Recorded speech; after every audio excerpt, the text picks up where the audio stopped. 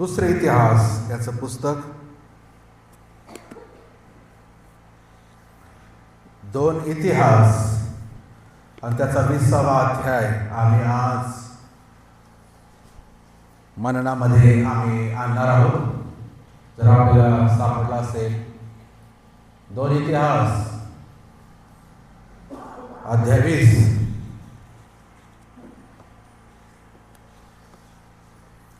वाचतो 1 आणि 2 वचन.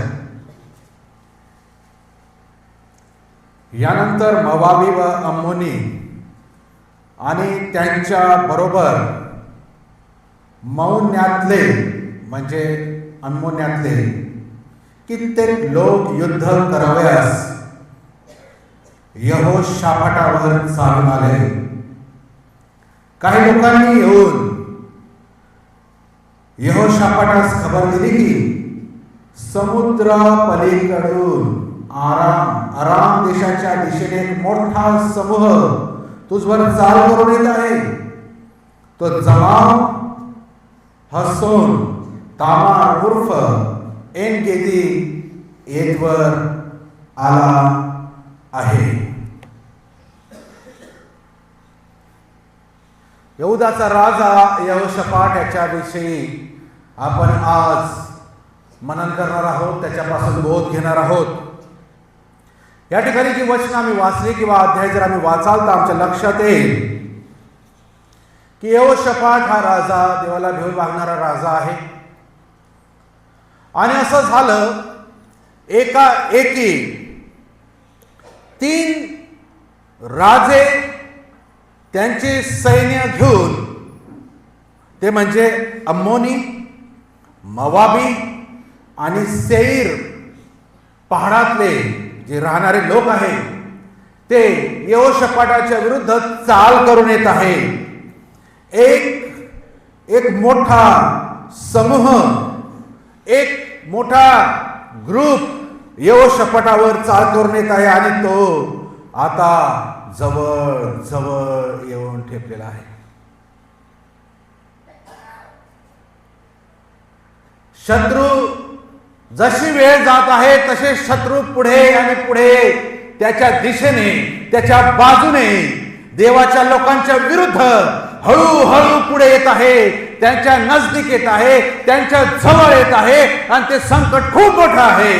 3 राजे एकवटले यहोशाफाट राजाला मारण्यासाठी, ते राज्य हस्तगत करण्यासाठी. अगदी थोडा वेळ बाकी आहे. मात्र या राजाने जे केलं त्यावेळेस तेच आम्हाला हजारो वर्षानंतर आज देखील करायचं आहे. यहोशाफाट जेव्हा शत्रूंनी त्याच्यावर चाल केली, ही बातमी त्याला समजली, तेव्हा काय झालं? तेव्हा असं झालं की यहोशाफाट घाबरला. यहोशाफाटाला धाक वाटला, कारण ते शत्रू अफाट आहे, ते शत्रू क्रूर आहे, ते शत्रू आमची घाई करणार नाही, ते शत्रू आता काही वेळात आम्हाला संपवणार आहे.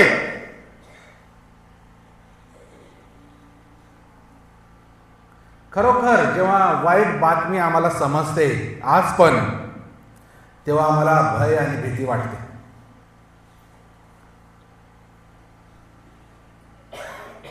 जर डॉक्टरांनी मला सांगितलं की तुम्हाला अमुक अमुक आजार आहे, कॅन्सर सारखा, तर मी घाबरून जाईल नाही. कोणी मला सांगितलं की 10 दिवसात तुला मारण्यात येईल, तुला ठार मारण्यात येईल, आम्हाला भीती वाटेल ज्याला ही धमकी मिळाली. खरी गोष्ट आहे, मनुष्याला वाईट बातमीने भीती वाटते, मग ती व्यक्ती आत्मिक असो किंवा जगिक असो. राजा यहोशाफाट आत्मिक आहे, मात्र त्याला धाक पडलेला आहे. आपण ती सिच्युएशन आपल्या डोळ्यासमोर आणा. काही वेळ शिल्लक आहे की ते शत्रू येतील, माझ्या बरोबर माझं कुटुंब, माझी लेकरं, माझं राज्य यांची कत्तल करतील, अगदी थोडा वेळ बाकी आहे, अशा परिस्थितीमध्ये काय कराल? जसजशी वेळ पुढे सरकत आहे तस तसं शत्रूचं भय अधिक आणि अधिक वाढत आहे.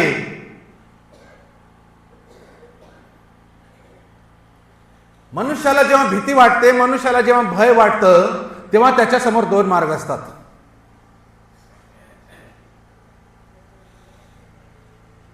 एक म्हणजे तो इतर मनुष्यांची, माणसांची मदत घेईल, आणि दोन, तो परमेश्वराचं सहाय्य मागू लागेल. आता यहोशाफाटाकडे दोन रस्ते आहे, दोन मार्ग आहे. एक तर लढाई करण्यासाठी, जिंकण्यासाठी इतर दुसरे सर्व राजे त्यांना पटापट लवकरात लवकर त्यांनी आव्हान करून बोलवावं त्याच्या मदतीसाठी, किंवा दुसरा रस्ता परमेश्वराकडे मदत मागावी. राजाने निर्णय घेतला, तो केवळ परमेश्वराची मदत मागेल, मनुष्याची नाही. एकदम चांगला निर्णय, एकदम चांगलं डिसिजन. कारण सृष्टी निर्माण करता जर सहाय्य करेल, त्याच्यापेक्षा दुसरी कोणती मदत नाही. 3 आणि 4 वर्षामध्ये आम्ही वाचतो, यहोशाफाटास धाक पडला व तो परमेश्वराला शरण जाण्याच्या मार्गास लागला.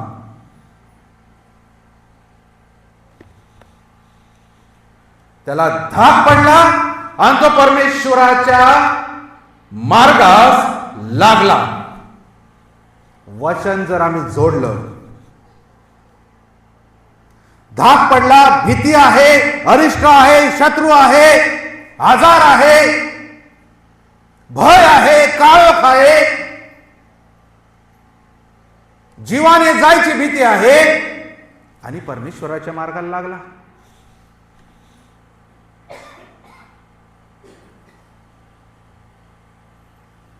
आम्ही काय केलं असतं अशा वेळेस, किंवा काय करतो आज? पण जेव्हा मला भय वाटतं परिस्थितीचं, आर्थिक ओझ्याचं, कर्जाचं, आजारांचं, दुःखांचं, आमच्या प्रिय व्यक्तींचं, तुटलेल्या नाते संबंधाचं, शत्रूचं, आमच्या नावाची बदनामी करणाऱ्या लोकांचं, तेव्हा आम्ही काय करतो? यहोशाफाटाने काय केलं तेच आम्हाला करायचं आहे, आणि ते म्हणजे परमेश्वराच्या मार्गाला लागलं. रोमकराचं पत्रामध्ये पाऊल म्हणतो, 8व्या अध्यायाने 30व्या वचनामध्ये पाऊल म्हणतो, देव आम्हाला अनुकूल असल्यास आम्हाला प्रतिकूल कोण? जर देव आमच्या बाजूने आहे, कोणात हिम्मत नाही.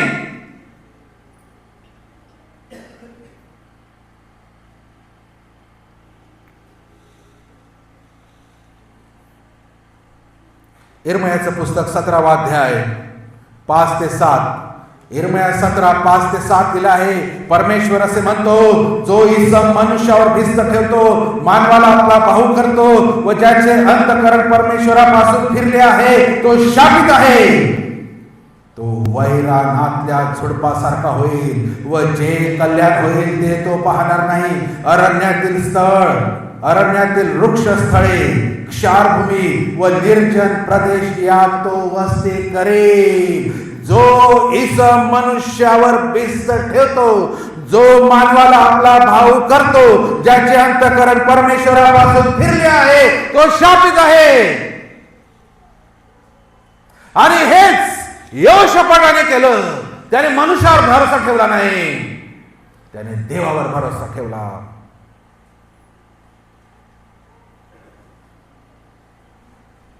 म्हणून तो व्यक्ती बुद्धिमान आहे, तो हुशार आहे, जो परमेश्वरावर भरोसा ठेवतो, मनुष्यावर नाही. बायबल सांगते स्तोत्र 34 आणि 8 मध्ये, परमेश्वर किती चांगला आहे याचा अनुभव घेऊन पहा. अरे पहा तर खरी. आम्ही नुसतं बोलतो, कधी आम्ही पाहत नाही, कारण आम्हाला डाऊट असतो, आम्हाला शंका असते. वेळ इतका कमी बाकी आहे हो. मी जर त्या यहोशाफाटच्या जागी असतो, आम्ही जर यहोशाफाटच्या जागी असता, तर आम्ही एखाद्या वेळेस देवाला विचारलं नसतं. मी सांगतो, कारण वेळ इतका कमी आहे. देव कधी येईल कधी माझ्या प्रार्थनेवर जातील, मग कधी तो उत्तर देईल, ह्याच विचारात मी असतो. त्याच्याऐवजी मी शेजारच्या पाजारच्या माझ्या मित्रांना बोलून माझा जीव कसा बसा वाचवण्याचा किंवा तिथून गुपचूप पळून जाण्याचा निर्णय साधारण व्यक्तीने घेतला असता. बोलतो तेवढं सोपं नाही, यहोशापाटाने केलं ते सोपं नाही. अतिशय कमी वेळ आम्ही काय केलं असतं अशा वेळेस? याचा अर्थ त्याला 1% सुद्धा शंका नाही देवावर. तो वेळेत येईल म्हणजे येईल. बस काय विश्वास असेल. जीवानी जायची वेळ होती, जीवानी. अशा वेळेस विश्वास ठेवणं सोपं नसतं. जेव्हा वेळ येऊन फेकते तेव्हा मनुष्य शंका करतो. विश्वास ठेवणं सोपं नसतं. आपण त्या परिस्थितीत स्वतःला इमॅजिन केलं तर आपल्याला समजेल किती कठीण गोष्ट आहे. पुष्कळ लोकांनी त्याचा अनुभव घेऊन पाहिला. जेव्हा त्याने त्यांचा भार त्याच्यावर टाकला तेव्हा त्या सर्वांचा भार देवाने वाहिला. स्तोत्र 55 आणि 22 मध्ये लिहिलं आहे, तू आपला भार परमेश्वरावर टाक म्हणजे तो तुला पाठिंबा होईल.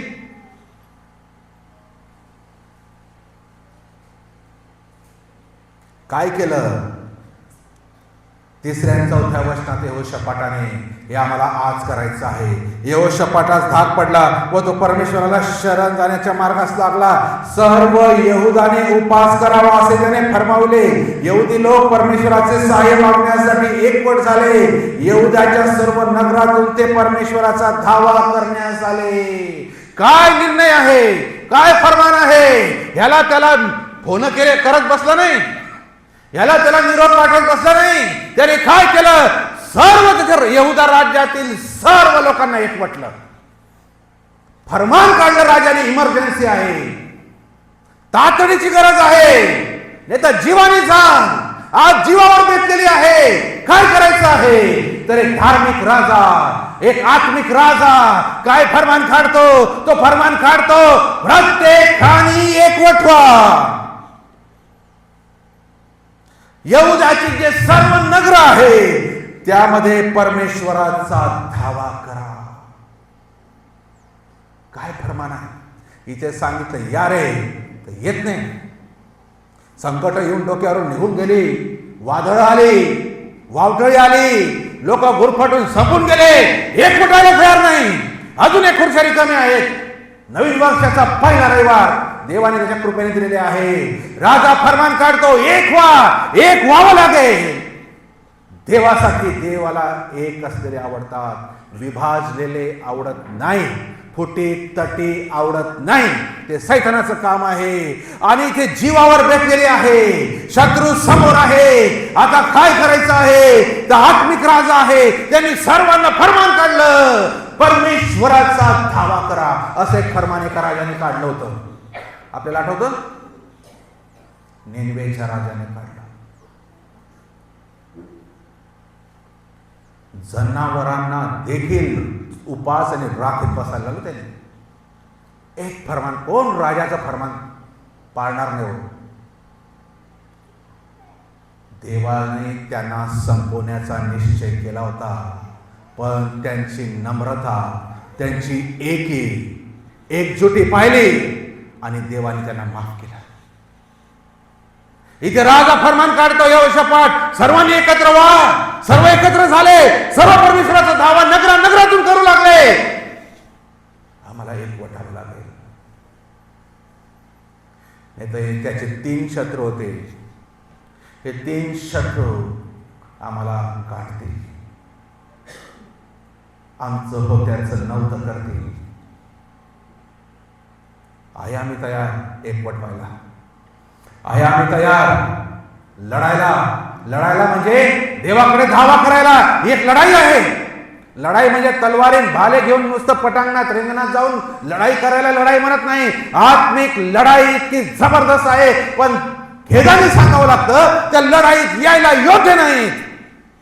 बोटावर मोजण्यासारखे लोक लढत आहे सर्वांच्या प्रतिनिधित्व ते करतात बिचारे, सर्वांसाठी लढतात. हे आमचे वयस्कर लोक ते युद्ध लढत आहे, प्रार्थनेद्वारे, आराधनेद्वारे, स्तुतीद्वारे, उपकाराद्वारे, गुडघ्यावर हात आम्ही लढत आहोत.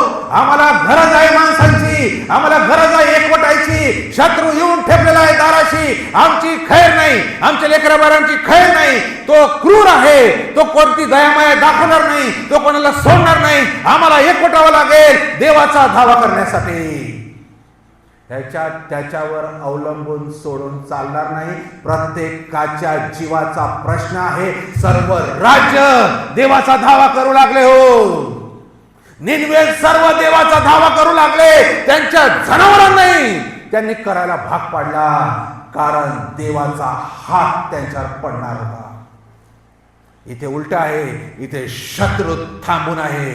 पाण्याच्या लोंढ्याप्रमाणे जसं धरणात ते पाणी अडवले, कधी धरण उघडलं तर सगळे गाव वाहून जाईल, त्याप्रमाणे काही वेळ शिल्लक आहे. आमच्याकडे जास्त वेळ नाही. शत्रू येऊन थांबलेला आहे. त्यांनो, आम्हाला एकवटावं लागेल. एक उदाहरण अजून आहे जे आम्ही वाचणार नाही वेळ नसल्यामुळे. एशिया 37 मध्ये आम्ही पाहतो, हिजकिया राजा आहे, त्याच्यावर देखील असाच प्रसंग आला. अश्शूरच्या राजाने पत्र लिहून पाठवलं त्याला, हिजकियाला, की मी तुझ्यावर चढाई करणार आहे. हिजकियाने पत्र वाचलं आणि हिजकियाने काय केलं? हिजकियाने ते पत्र घेऊन देवाच्या मंदिरात गेला आणि देवापुढे उघडं करून ठेवला. कुठून आली ही बुद्धी मला नवल वाटतं वाचताना. कुठून आली यहोशापाटला ही बुद्धी की इतरांकडून मदत मागण्यापेक्षा अतिशय थोड्या वेळात देवाकडे मदत मागावी? कुठून आली हिजकिया राजाला ही बुद्धी की त्याने परमेश्वराच्या मंदिरात गेला आणि ते पत्र परमेश्वराकडे उघडून ठेवले? आणि काय झालं? अफाट सैन्य बाहेर होते वेशीच्या. त्याने सांगितलं, देवा, हे पत्र मला आलेलं आहे, तू बघ. काय केलं? देवाने देवदूत पाठवला. एक. किती देवदूत पाठवले? एक. रात्रीतून 1,85,000 लोक रात्रीतून मारून टाकले एका दिवसात. फक्त हिजकियाने पत्र देवाच्या मंदिरात देवासमोर ठेवलं. देवा, तू बघ. देवा, तू बघ, ही परिस्थिती आहे आणि मी तुझ्याकडे ती मांडत आहे. हा पत्र लिहिणारा किती 150 आणा असेल, आव्हान करतो त्याला की मी तुझ्यावर चढाई करून येथे बघ तू आता. पण त्याला माहिती नाही याचा बाप कोण आहे. हा हिजकिया त्याच्या बापाकडे म्हणजे देवाकडे जाऊन ते पत्र ठेवतो. प्रियानो, खरंच परमेश्वर किती चांगला आहे. लोक पहाटेला उठून पाहतात, रोज दम द्यायचा त्यांना, पण एका दिवशी उठून पाहतात, त्या दुसऱ्या दिवशी तर सगळीकडे प्रेतच पडले. कोणी मारलं यांना? त्यांना काय कळेना. खरंच परमेश्वरावर विश्वास ठेवल्याने आराम आहे. हिजकियाने केवळ प्रार्थना केली, देवाने काम केलं, त्यांचं काही नुकसान झालं नाही. एकही व्यक्ती मारला गेला नाही. असलेला एकही व्यक्ती मारला गेला नाही. परमेश्वर आज असं करू शकतो. आज पण ते करू शकतो. एक नाही, लाखो देवदूत आहे. लाखो देवदूत आमच्या मदतीसाठी. Z+ पेक्षा जास्त सुरक्षतेमध्ये देवाचा व्यक्ती, त्याचं लेकरू आहे. कोणाची ताकद नाही आमच्या केसाला देखील स्पर्श करायची. कोणात हिंमत आणि अवकात नाही आमच्या पुढे उभं राहण्याची, परंतु आम्हाला त्याची मदत मागावं लागेल. यहोशापाट परमेश्वराच्या शोधास लागला. किती चांगली गोष्ट आहे. लोकांनी ऐकलं आणि लोकही त्याच्याबरोबर उपास प्रार्थना करत परमेश्वराचा धावा करू लागले. किती चांगली गोष्ट आहे. संपूर्ण देश उपास प्रार्थना करत होता. कोणीच सांगितलं नाही मला काम आहे. कोणीच पळकुटा मार्ग काढला नाही, याच्यापेक्षा दुसरं मला महत्वाचं काम आहे. कोणीच दुसरं कारण असं सांगितलं नाही. अरे काय लावलं आहे? धावा करा, तिथे शत्रू येऊन टेपलेला आहे. कोणी सामान बांधून गुपचूप पळायच्या मार्गाला गेले नाही, कोणी भुयारं खोदले नाही, कोणी लपून राहिले नाही, कोणी कामापासून आपला हात आवरला नाही. सर्वांनी एकत्र आले, कोणीच कारण दिलं नाही, एकाने बी कारण दिलं नाही. किती चांगले लोक. आणि त्या प्रत्येकाचं हृदय पाहून त्यांचा धावा देवाला ऐकावाच लागला. आणि देवाने संपूर्ण ते राष्ट्र वाचवलं. सर्व लोक देवाची मदत मागू लागले. आमचं इथे चुकतं, काहीच लोक फक्त आहेत, सर्व नाहीत. पुष्कळ इथे जेवढे आहे त्याच्यापेक्षा इतर बाहेर आहेत. आम्ही गाफील आहोत. आम्ही कोणाला तरी सोपून दिलेलं आहे, ते लढतील, ते बघतील, काय ते आम्हाला काय नाही. आम्ही आमच्या इच्छेनेच चालणार. प्रियानो, एक दिवस शत्रू आमचा फडशा पाडणार, ज्यांना असं वाटतं. धन्य आहेत आम्हाला लोक ज्या गोष्टी समजतात. परमेश्वराचा धावा करावा लागेल. शत्रू आज घरात आणि घराच्या दारावर उभा आहे. आमच्या कुटुंबांच्या सांगायला पुष्कळ आहे, पण शत्रूने जो गोंधळ माजवलेला आहे आज परिवारांमध्ये, प्रियांनो, काहींचा तो उशिरून गेला. पण ज्यांच्याविषयी आशा आहे, अजून पण आम्हाला धावा करावा लागेल, आम्हाला हेच करायचं आहे. जेव्हा जेव्हा प्रार्थना आहे, जेव्हा जेव्हा चेन प्रेयर आहे, जेव्हा जेव्हा आराधना आहे, जेव्हा जेव्हा स्तुती आहे, जेव्हा जेव्हा देवाचं मंदिराची येण्याची वेळ आहे, आम्हाला सर्व उद्योग धंदे, काम धंदे बंद करावे लागतील आणि त्याच्याकडे धावा करायला यावं लागेल. आम्हाला वाचायचं आहे, आमचा निभाव लागायचा आहे, आम्हाला अजून टिकायचं आहे. आम्हाला एकत्र यावं लागेल. दुसरा तिसरा मार्ग नाही, कारण देव पाहतो त्याच्या भक्तांच्या धावेकडे, त्याचे कान आहे. पण त्याला वाटतं सर्वांनी यावं आणि सर्वांनी मदत मागावी, सर्वांनी या आध्यात्मिक युद्धात उतरावं, परमेश्वराची मदत मागावी. मला परत खेदाने सांगावंसं वाटतं, प्रियांनो, मला ओझं आहे, माहिती नाही किती वेळ मी इथे असेल, परंतु युद्ध हे गुडघ्यांवर असतं, युद्ध हे आराधनेत असतं, युद्ध हे प्रार्थनेत असतं, युद्ध हे पश्चाताप करण्यात आहे, युद्ध पापांची क्षमा मागण्यात आहे. कारण तिथे आम्ही कमजोर पडतो, म्हणून सैतान आम्हाला हलवतो आणि पाडतो. आणि म्हणून 29 तारखेला कधी नव्हे ती गोष्ट आम्ही करण्याचा प्रयत्न केला, पण खूप कमी लोक तिथे आले. असो, पण आपण या युद्धात आम्हाला उतरावं लागेल. आमचं गाव वाचवायचं असेल, आमची लोक वाचवायची असेल, आमचे कुटुंब वाचवायचे असेल, आम्हाला नम्र होऊन पश्चाताप करून देवाकडे यावं लागेल. आणि निनवेच्या राजाने तेच केलं. धुळीत राखेत बसले सर्वे आणि देवानी त्यांची नम्रता पाहिली. हो, नम्रता पाहिली आणि देवाने त्यांच्यावर दया केली. एक पण मेला नाही. आणि आम्हाला हेच करावं लागेल. 8 आणि 9 वचन परत आपले दुसरे इतिहास 20व्या अध्यायाच्या 8 आणि 9 वचनात येतो. ते तेथे बसले आहेत आणि तेथे तुझ्या नामाप्रित्यर्थ त्यांनी पवित्र स्थान बांधले आहेत. ते म्हणाले आहेत की तलवार, दैविक शोक, मरी अथवा दुष्काळ आम्हावर आला तर या मंदिरास तुझे नाम दिले आहे, त्याच्या समोर व तुझ्या समोर आम्ही उभे राहून आमच्या संकट समय तुझा धावा करू, तेव्हा तू आमचे ऐकून आमचा बचाव करशील. ज्या मंदिरात तुझे नाव दिलेलं आहे त्या मंदिरात जेव्हा आम्ही येऊ, आणि काय गोष्टी सांगितल्या, 4 गोष्टी सांगितल्या, तलवार, दैविक शोक, मरी आणि दुष्काळ. तलवार म्हणजे युद्ध, शत्रू. दैविक शोक म्हणजे विविध आजार आहेत, करोना सारखे जे प्लेग आहेत, पॅन्डेमिक्स आहेत. आता अजून एक नवीन येत आहे. किती लोक मरून गेले करोनामध्ये. हो, पुरायला देखील माणसं नव्हते, जाळायला माणसं नव्हते. असेच भट्टीमध्ये सोडले, इलेक्ट्रिक आणि तिथेच राखून गेले लोक. बापाच्या प्रेतकेला मुलगा जाऊ शकत नव्हता आणि मुलाच्या प्रेतकेला शेवटच्या दर्शनाला त्याचे बाप आणि आई जाऊ शकत नव्हते. गेली का तो पण गेला समजायचा.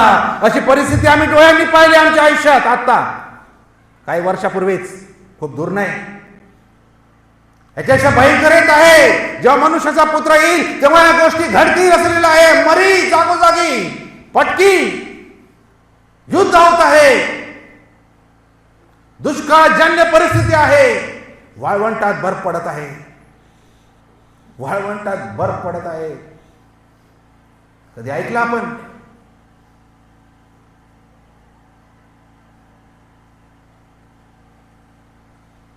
आणि ते म्हणतात, ज्या मंदिराला, पवित्र स्थानाला तुझे नाव दिलेलं आहे, जेव्हा आमच्यावर तलवार येईल, जेव्हा आमच्यावर दैविक क्षोभ म्हणजे या सगळे आजार येतील, व्हायरस येतील, जेव्हा मरी येईल, जेव्हा दुष्काळ येईल, तर आम्ही काय करू? या मंदिरात तुझे नाव दिले त्याच्या समोर व तुझ्या समोर आम्ही उभे राहून आमच्या संकट समय तुझा धावा करू.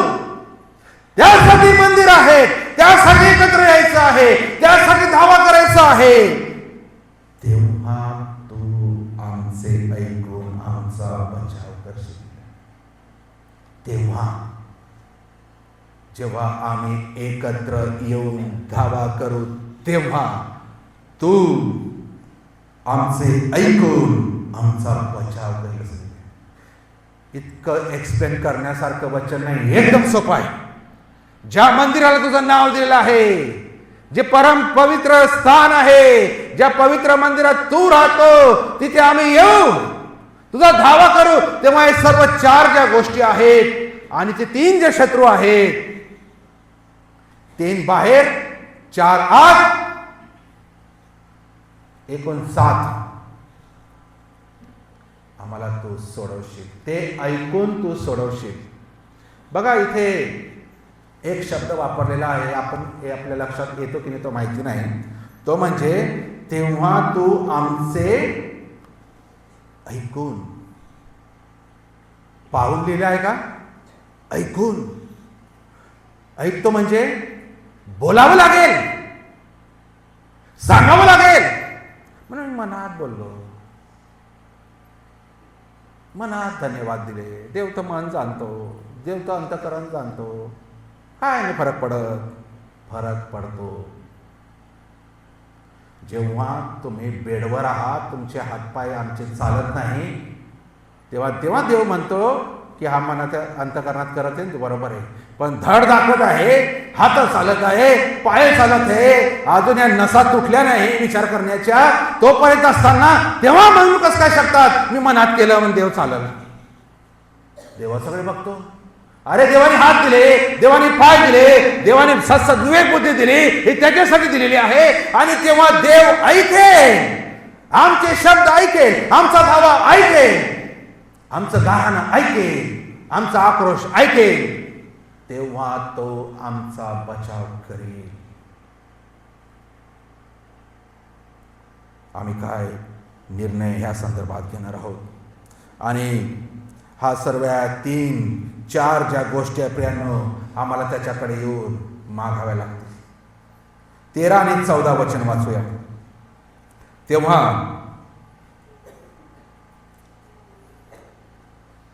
तेव्हा सर्व यहुदी आपली मुले बाळे व स्त्रियांसह परमेश्वरासन्मुख उभे राहिले.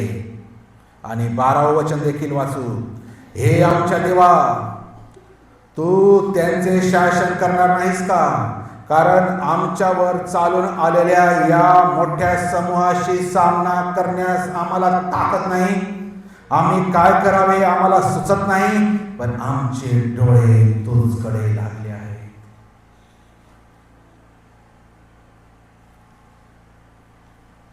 आमच्याकडे किती रणगाडे आहेत, किती घोडे आहेत, किती तलवारी आहेत, किती सैनिक आहे सांगत नाही. ते काय म्हणतात, आम्ही काय करावे आम्हाला सुचत नाही.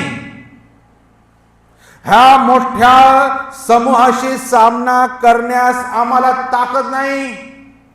आम्हाला ताकद नाही, आम्हाला सुचत नाही, आणि आमचे डोळे फक्त तुझ्याकडे लागले आहे.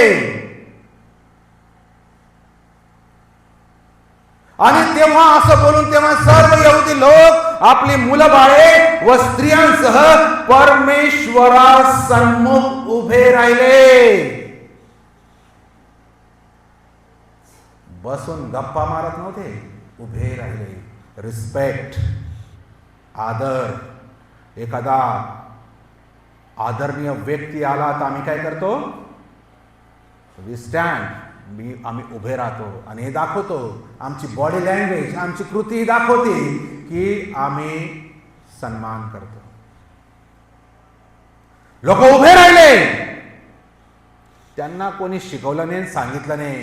त्यांना वाटलं पवित्र देवासमोर आम्ही उभं राहावं. एका बाजूला शत्रू, एका बाजूला मरण आहे, दुसऱ्या बाजूला आम्हाला लढाई करण्यासाठी आमच्या देवाला सन्मान करावं, आम्हाला द्यावं लागेल. आणि तो म्हणतो, राजास माहीत होते या मोठ्या समूहाशी सामना करण्यास आम्हाला ताकद नाही.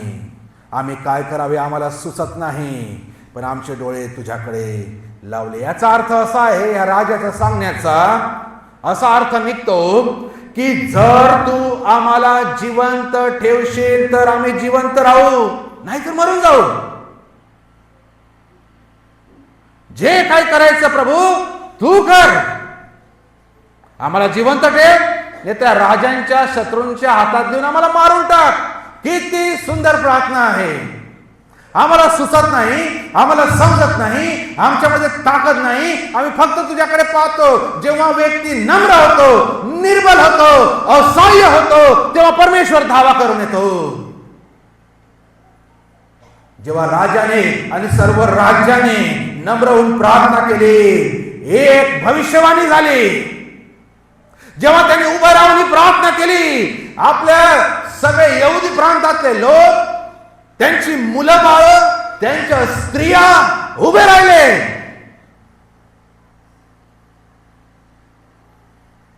काय सीन असेल इमॅजिन करू तो. आम्हाला हा सीन फक्त सण त्योहाराला दिसतो.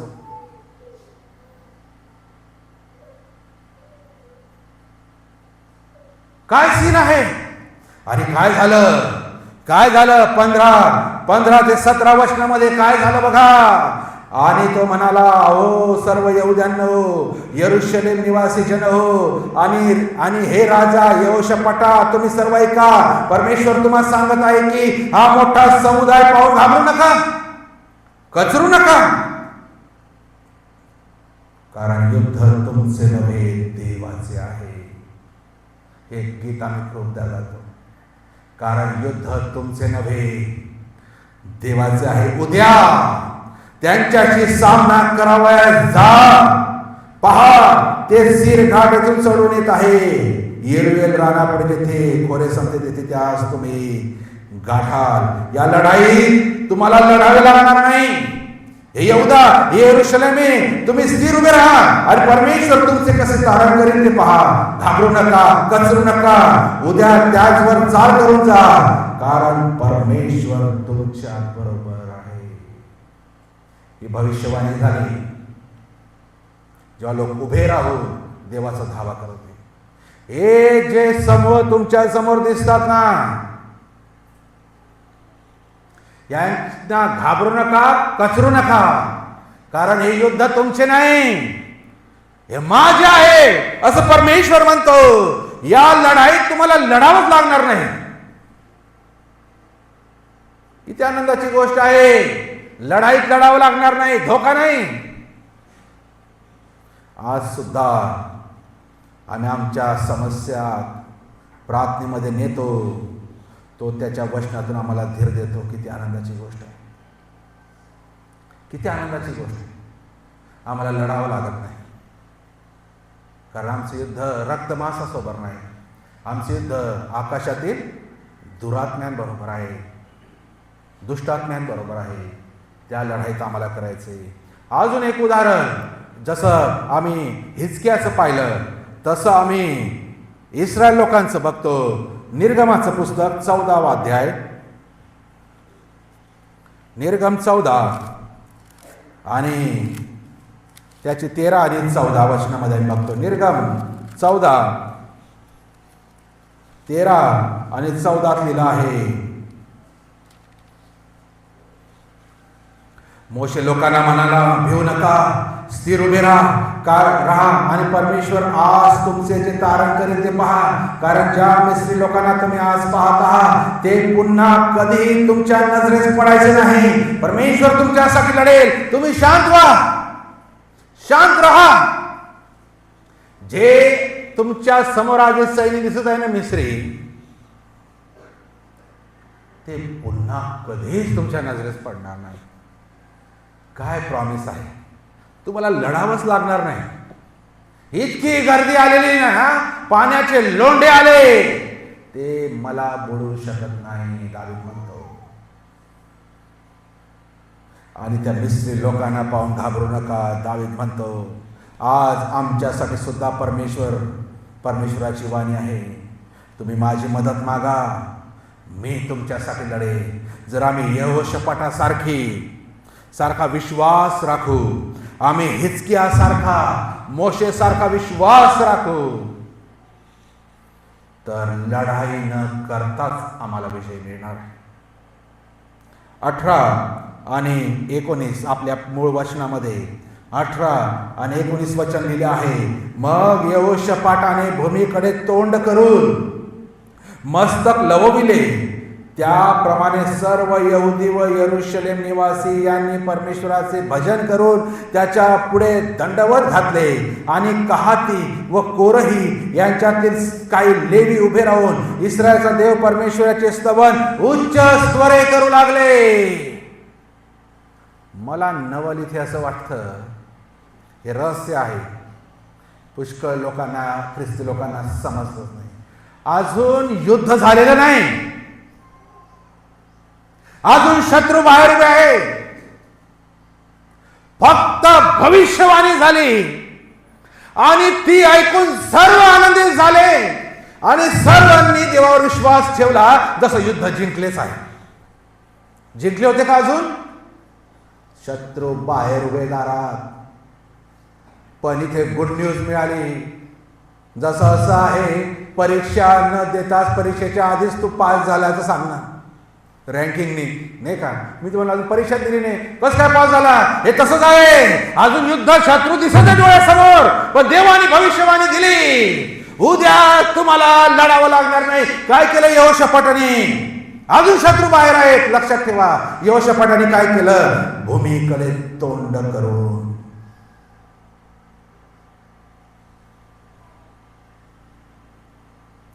भूमीकडे तोंड करून मस्तक लवविले, बाव डाऊन. समजत आहे आपल्याला? शत्रू बाहेर आहे, डोळ्यांना दिसत आहे, पण विश्वास किती तगडा आहे, मजबूत आहे. यहोशापाटाने भूमीकडे तोंड मस्तक लवलेला आहे. त्याचप्रमाणे सर्व यहुदी व यरूशलेम निवासी यांनी परमेश्वराचे भजन करून त्याच्या पुढे दंडवत घातले. दंडवत समजतं आपल्याला? डायरेक्ट झोपून, सपाट झोपून. कोणी हो? सर्व यहुदा प्रांतात, सर्व यरूशलेम मध्ये जे सर्व निवासी आहे, किती पब्लिक असेल, ते किती लोक असेल. एक राजाला बघतात उदाहरण, त्यांचा मोरक्या, त्यांचा मेंढपाळ हा देवासमोर झुकलेला आहे, त्याची मान खाली आहे, त्याचे गुडघे टेकलेले आहे, आणि हे पाहून पूर्ण राष्ट्र यहोशापाटच्याही पुढे जाऊन डायरेक्ट दंडवत घालत आहे.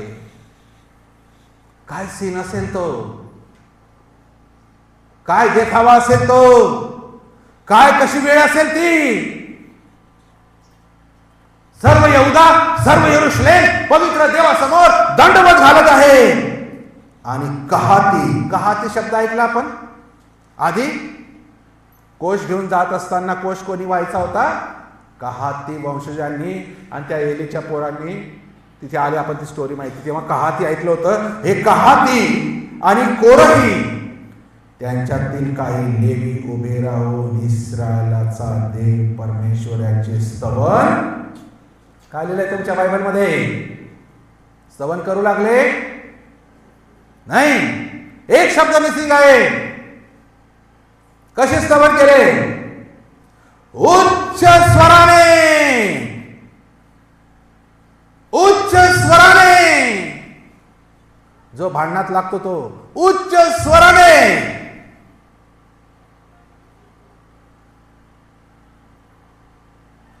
आमचे शब्द निघत नाही. हा फरक आहे.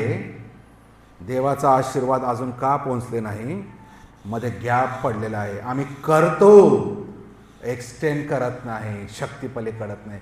त्यामुळे देव आनंदित होईल ना तिथपर्यंत जाऊनच बरोबर थांबून जातो.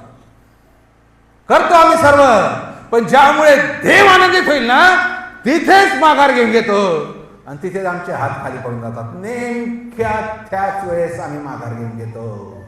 हे दंडवत घालत आहे. उच्च स्वराने, उच्च स्वराने हे लोक गात आहे. कधी शत्रू बाहेर आहे, कधी शत्रू दारात आहे, कधी शत्रू फुतकारा टाकत आहे, तेव्हा सांगत आहे उभे आहेत.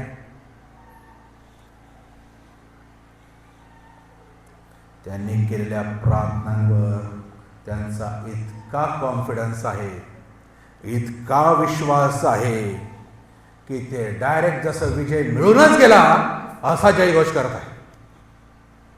मिळूनच गेला, आम्ही जिंकलोच, शत्रू हरलेच आहे असा विजय करत आहे. जेव्हा शत्रू दिसत आहे, शक्य आहे आम्हाला करणं. आमचे आजार आहेत, आम्ही धन्यवाद करतो देवा तू मला बरं केलं म्हणणं शक्य आहे. आमची आर्थिक परिस्थिती बिकट आहे, आणि म्हणतो देवा तुला धन्यवाद देतो, तुला धन्यवाद देतो, तू मला सोडवलेलं आहे. परिस्थितीच्या प्रवाहाच्या विरुद्ध जेव्हा आम्ही जातो तो विश्वास असतो. जेव्हा दिसत नाही, न पाहिलेल्या गोष्टींची खात्री, जेव्हा दिसत नाही तेव्हा मी विश्वास ठेवतो, तेव्हा विजय मिळतो. शत्रू उभे आहे, पण हे देवाचा धन्यवाद देऊ राहिले, देवाचे आभार मानून राहिले, आणि ते जिंकलेच आहे असा जयघोष करू लागले. आणि बघा 21 आणि 22 वचन, सैन्याबरोबर बाहेर जाताना परमेश्वराचा धन्यवाद करा, कारण त्याची दया सनातन आहे. हे स्तोत्र पवित्र्याने मंडित होऊन गावे, म्हणून त्याने प्रजेला सल्ला देऊन कित्येकास त्या कामी नेमिले. हे स्तोत्र गाऊन स्तवन करून जेव्हा अम्मोनी, मोवाबी व सेर पाड्यातले लोक जे यहूदावर चाल करून येत होते त्यास गाठण्यास परमेश्वराने दबा धरून बसलेले व त्यांचा मोड केला. फार विचित्र गोष्ट आहे बरं का. इथे यहोशापाटाने सांगितलं उद्या आपण तिथे शत्रूंचा सामना होणार आहे, तेव्हा तुम्ही काय करा, गीत गा. त्यांनी हातात तलवारी, भाले, तलवारींना धार रात्रभर करत बसले नाही. आपल्या बाहुवन, आपल्या बुद्धीवर अवलंबून राहिले नाही. त्यांनी राजाने का आज्ञा दिली, जेव्हा उद्या त्यांच्याशी सामना होईल तेव्हा हे स्तोत्र गा. त्याची दया सनातन आहे, हे स्तोत्र गा. हेच विजयाचं गुपित आहे, हेच विजय मिळवण्याचं रहस्य आहे. आणि हे स्तोत्र गाऊन त्या कामासाठी त्याने माणसं ठेवले पेशल. आणि काय झालं, 22 वचन, हे स्तोत्र जेव्हा ते गाऊ लागले तेव्हा देवाने काय केलं. देवाची कार्य करण्याची पद्धत बघा, देवाने दबा धरून राहणारे लोक आधीच ठेवले.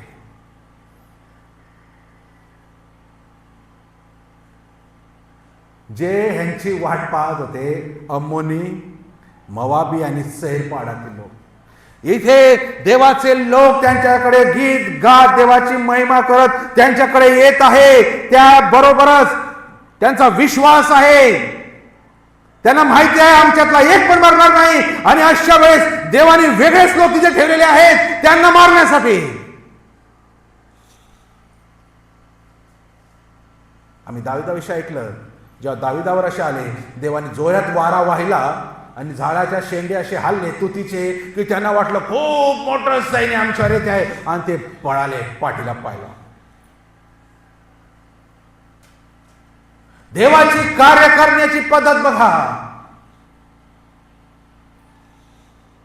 शास्त्राचे पुस्तक 7व्या अध्यायामध्ये आम्ही गिदोनाविषयी वाचतो. देवाने त्याला सांगितलं तुला लढायचं आहे, पण लढायच्या वेळेस काय वापरायचं आहे? मडके घ्यायचे हातात, मडके, आणि ते फोडायचे जोरात, आणि त्यांच्या आवाजाने आणि त्या तुतारींच्या आवाजाने हे सगळे पळून जातील. काय देव कशा पद्धती वापरतो आम्हाला समजत नाही. गिदोनाला सांगितलं की तू मडके फोड. त्यांनी असा प्रश्न केला, देवा मडके फोडल्याने कसं काय लोक पडतील? आम्ही म्हटलं नाही, काहीतरी माझ्या ऐकण्यात चुकी झाली. मडके फोड असं तर मी कधी ऐकलं नाही. यहोशापाटला म्हटलं तू गीत गात जा. गीत गात कसं काय विजय मिळेल? यहोशावाला सांगितलं जेव्हा त्या यरीहोच्या तटाभोवती शेवटच्या दिवशी 7 फेऱ्या मारशील तेव्हा तू काय कर? जोरात स्तुती कर. एवढा मोठा यरीहोचा तट, एक पहार तिथे लावता, एक ठिकाण तिथे चालवता, जमीन दोस्त झाला. आम्हाला आमचे आध्यात्मिक युद्ध जिंकण्यासाठी परमेश्वर जे सांगतो, जे माध्यम वापरतो, जी पद्धत वापरायला सांगतो तीच करावी लागेल. मग तो म्हणेल तुम्ही गीत गात जा, मला गीत गात जावं लागेल. तुम्ही मडके फोडा, आम्हाला मडके फोडावे लागेल. तुम्ही मध्ये म्हणाल तू या समुद्रावर काठी उगारावी लागेल. मोशेच्या डोक्यात नव्हतं काठी उगारल्याने का समुद्र दुभागतो का समुद्र काठी उगारल्याने? पण झालं. आज देवा मला तेच सांगत आहे, हे युद्ध जिंकायचं असेल आमच्या शक्तीने बुद्धीने नव्हे, तर देव सांगतो त्या पद्धतीने. तो म्हणेल पवित्र बनावं लागेल, तर हे युद्धात विजय आहे. तो म्हणेल आपल्या शत्रूवर प्रीती करावी लागेल, परंतु चालणार नाही. तो म्हणेल आम्हाला त्रास देणाऱ्यांसाठी प्रार्थना करावी लागेल. तो म्हणेल एकमेकांना क्षमा करावी लागेल. युद्ध जिंकायचे पद्धत त्याचीच, फक्त कृती माझी अपेक्षित आहे युद्धासाठी. एवढा फरक आहे. पद्धत त्याची. मनुष्य आमच्या समजच्या बाहेर आहे. अरे मडके फोडल्याने काही शत्रू पडतील का? अरे काठी उगारल्याने काही समुद्र दुभागल का? एखाद्याला सांगाल तर हसल, हे काय लिहिलंय, हे काय सांगू राहिले? पण देव त्याच्या कार्य करण्याची पद्धत फार वेगळी आहे, हे आम्हाला समजावं लागेल. इथे आमची बुद्धी वापरून चालणार नाही. इथे किंतु परंतु इफ बट मध्ये घालून चालणार नाही. इथे तो जे सांगल, जे अपेक्षित आहे ते करल, आणि मग आम्हाला ते करावंच लागेल. यहोशापाटाने काय केलं? सर्व सेना गीत गात पुढे जात होती, तेव्हा परमेश्वराने दबा धरून बसलेले लोक तिथे ठेवले. मला हे शब्द वाचून फार गंमत वाटली. देवाने दबा धरून बसलेले लोक बसवे. कोणासाठी? यांच्या शत्रूंसाठी. तिसरीच पार्टी कुठेतरी आली आणि ह्यांनी त्यांना मारून टाकलं. यांना काही फरक पडला नाही. दबा धरून देवाने आमच्यासाठी पुष्कळ आशीर्वाद ठेवलेले आहेत. आम्हाला समजत नाही, आम्हाला समजणार नाही कुठून येत आहे या सगळ्या गोष्टी. जागा पुरणार नाही, कुठून आमचं डोकं काम करणार नाही. पण कंडिशन आहे, स्तुती करत, सर झुकवत, गुडघ्यावर येऊन त्याच्या पुढे दंडवत घालावं लागेल आणि त्याला सांगावं लागेल, देवा मला समजत नाही, माझ्यात ताकद नाही, माझ्या शक्ती नाही, पण माझे डोळे फक्त तुझ्यावर लागले. तेव्हा दबा धरून देव अकस्मात रीतीने माहिती नसताना चारही बाजूने आमच्यावर प्रीतीचं चिन्ह दाखवल. मग तेव्हा ते आशीर्वाद मिळतील. नुसते आशीर्वाद दे दे म्हणून आशीर्वाद मिळणार नाही. त्याच्या आधी झुकावं लागेल, त्याच्या आधी दंडवत घालावं लागेल. आणि इतकी चांगली गोष्ट देवाने दबा धरून बसणारे लोक बसवले. 25वं वचन इथे वाचतो तेव्हा आम्हाला कळतं काय झालं. यहोशापाट व त्याचे लोक लूट करावयास आले तेव्हा त्या प्रेतांमध्ये बहुत धन वस्त्रे व मौल्यवान अलंकार त्यास मिळाले. ते इतके काढून घेतले की त्यास ते वाहता येईना. लूट इतकी एवढी मोठी होती की 3 दिवस पर्यंत करत होते. हे आहे आशीर्वाद, हे आहे आशीर्वाद. ते लोक पुढे गेले, त्यांना फक्त सगळीकडे प्रेत दिसली, मेलेले लोक दिसले. आणि त्यांना काय मिळालं? त्यांना 4 गोष्टी मिळाल्या. त्या सैनिकांकडे त्यांनी आणलेली, त्या राजांनी आणलेली भली मोठी ठेव म्हणजे बहुत धन, वस्त्रे आणि मौल्यवान अलंकार इतके त्यांना मिळाले की हे 3 दिवस वाहत होते. 3 दिवस. विचार करा कसे. मला तर ते परत स्त्रिया आठवतात. काय घेऊन काय नाही, एक माळा उचलू का, ते मोती उचलू का, हे सोने जमा करू, कोण टोपले आणत असेल, कोण काय गाठोडे आणत असेल. अहो किती न्याल.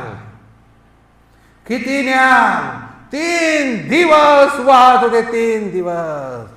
जेव्हा देव देतो ना वाहता येत नाही. जेव्हा देव देतो ना जागा पुरत नाही. जेव्हा देव देतो ना डोळे मोठे होऊन जातात की भरतच नाही, इतकं मोठं आहे. जेव्हा देव देतो ना आम्ही वाहू शकतच नाही.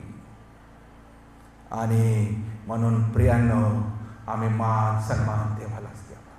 देवासाठी या गोष्टी नथिंग आहे, नथिंग. पण तो आमचं झुकणं बघत आहे. आज पण आमचे हात उंच कराल त्याला पाहू इच्छित आहे. आमचं सरेंडर तो पाहू इच्छित आहे. आमचं शीश लवणं पाहू इच्छित आहे. आमचं दंडवत प्रणाम तो पाहू इच्छित आहे. जर पाहिजे एवढी लूट आम्हाला पण, जर पाहिजे देवाने आमच्यासाठी दबाब धरून बसलेले लोक ठेवण्यासाठी, प्रियांनो सोपा फॉर्म्युला आहे. 26व्या वचनामध्ये 4था दिवस ते बराका म्हणजे आशीर्वाद नावाच्या खोऱ्यात एकवट झाले तेव्हा त्यांनी परमेश्वराचा धन्यवाद केला. त्या स्थळाचे नाव बराका खोरे असे आजवर पडले आहे. आणि 28वं वचन ते सारंग्या वीणा व कर्णे वाजवीत यरुशलेमेत परमेश्वराच्या मंदिरी आले. इथेच चुकतो आम्ही. त्यांनी एवढे लूट, एवढे आशीर्वाद, एकाच्या जीवाची हानी न झाली. शत्रू समोर असताना देवाची स्तुती उंच स्वराने केली आणि शत्रूचा नायनाट झाला तेव्हा पण केली.